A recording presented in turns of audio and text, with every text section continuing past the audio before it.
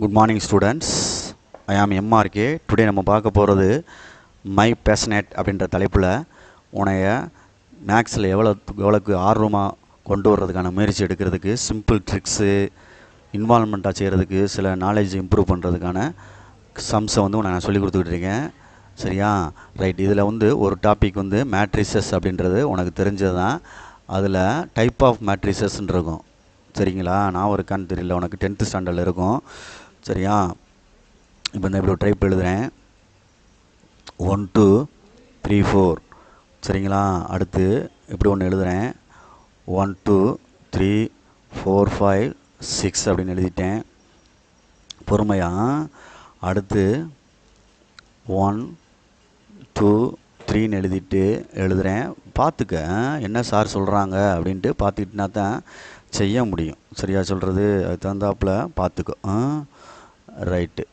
இப்போ 1 2 3 4 5 6 7 8 9 சும்மா நானும் உனக்கு எக்ஸாம்பிள் எடுத்து சொல்லி கொடுத்துக்கிட்டு இருக்கேன். அதனால் சும்மா கேர்ஃபுல்லாக பார்த்துக்கோ, வேறு ஒன்றும் கிடையாது. 0 0 0 0 0 0 0 0 0 அல்லது 0 0 0 0.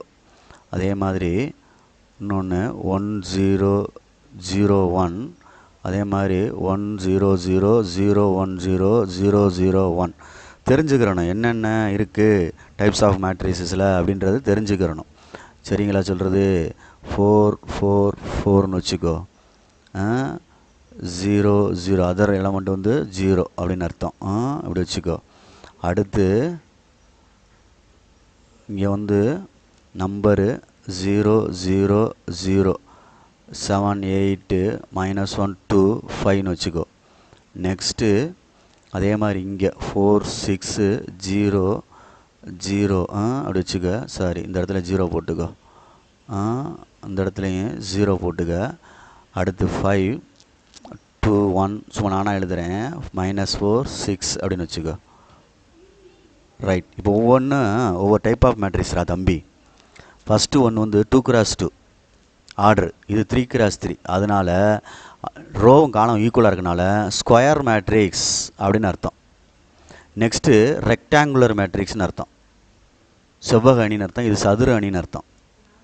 சதுர அணி, இது செவ்வக அணி. சரிங்களா? இது டயகனல் மேட்ரிக்ஸ். இது டயகனல் மேட்ரிக்ஸ், மூளை விட்டு அணி. இது டயகனல் மேட்ரிக்ஸ் தான். எல்லா நம்பரையும் ஒன்றா இருக்கனால ஸ்கேலார் மேட்ரிக்ஸ்னு சொல்லுவாங்க. திசையிலி அணி, திசையிலி அப்படின்னு சொல்லுவாங்க. இது மூளை விட்டு அணி. ரைட். இந்த எல்லாமே 0வாக இருந்தால் நல் மேட்ரிக்ஸ்னு சொல்லலாம், இல்லைனா 0 மேட்ரிக்ஸ்னு சொல்லலாம். இதுவும் 0 மேட்ரிக்ஸ். இது 2 x 2க்கு, இது 3 x 3க்கு. இது 3 x 3க்கு, இது 2 x 2க்கு. இப்போ லீடிங் டயகனல் 1 1ன்னு இருந்துச்சுன்னா இது ஐடென்டி மேட்ரிக்ஸ். இது I2ன்னு சொல்லுவாங்க, இது I3ன்னு நேம் பண்ணுவாங்க. 3 x 3க்கு உள்ளதை I3 நேம் பண்ணணும், 2 x 2 I2 நேம் பண்ணணும். இது கீழே இந்த மாதிரி ட்ரையாங்கிள் ஃபுல்லாக எலமெண்ட்டு, இந்த மாதிரி ட்ரையாங்கிளில் எலமெண்ட்டு 0 இருந்து, இல்லை லீடிங் டயகனல் இருக்கு பாரு, அதற்கு கீழே இந்த மாதிரி ட்ரையாங்கிள் 0 இருந்தால் இது அப்பர் ட்ரையாங்குலர் மேட்ரிக்ஸ் அப்படின்னு அர்த்தம். Upper triangular matrix. லீடிங் டயகனலுக்கு மேலே எலமெண்ட்டு ஃபுல்லாக அந்த மாதிரி ட்ரையாங்கிள் 0 இருந்துச்சுன்னா இது லோயர் ட்ரையாங்குலர் மேட்ரிக்ஸ் அப்படின்னு சொல்லுவாங்க. இது மேல் முக்கோண அணி அப்படின்னு அர்த்தம். இது கீழ் முக்கோண அணி அப்படின்னு சொல்லுவாங்க. புரியுதா சொல்கிறது? அப்போ ஒன்றுக்கு டைப் ஆஃப் மேட்ரிக்ஸில் இவ்வளோ விஷயங்கள் இருக்குது, நீ தெரிஞ்சுக்கிறணும். Square matrix, rectangular matrix, diagonal matrix, scalar matrix, identity matrix, upper triangular matrix, lower triangular matrix, 0 matrix அப்படின்னு சொல்கிறது. சரியா சொல்கிறது? அடுத்து டிரான்ஸ்போஸ் ஆஃப் மேட்ரிக்ஸ். ஏன்னு ஒரு மேட்ரிக்ஸ் கொடுத்துருந்து, டிரான்ஸ்போஸ்னால் ரோ பை காலத்தை என்ன செய்யணும், இன்டர்சேஞ்ச் பண்ணி டிரான்ஸ்போஸ் அப்படின்னா ரோ பை காலத்தை இன்டர்சேஞ்ச் பண்ணி எழுதணும். ஏ பி சி டின்னு இருக்குன்னா ஏபி, இது ஏன்னு எடுத்துக்கிட்டோம்னா ஏ டிரான்ஸ்போஸ் அப்படின்னு எழுதுனோம்னா ரோவை காலமாக மாற்றிட்டேன். ஏபி அடுத்து என்ன வரும், சிடி. இதுதான் ஏ டிரான்ஸ்போஸ் அப்படின்னு அர்த்தம். ஓகேயா? அதே மாதிரி ஒரு மேட்ரிக்ஸ் நேம் பண்ணுறது, அதாவது டினோட் பண்ணுறது கேபிட்டல் லெட்டரில் தான் டினோட் பண்ணணும். நேம் பண்ணுறது capital A equal to capital B equal to capital C equal to capital Xs equal to name பண்ணணும். உள்ள எலமெண்ட்டு ஸ்மால் லெட்டரில் தான் இருக்கணும். இன்னர் எலமெண்ட்டு எதில் இருக்கணும், ஸ்மால் லெட்டரில் தான் இருக்கணும். மறந்துடாத. சரியா சொல்கிறது? இதெல்லாம் பேசிக்.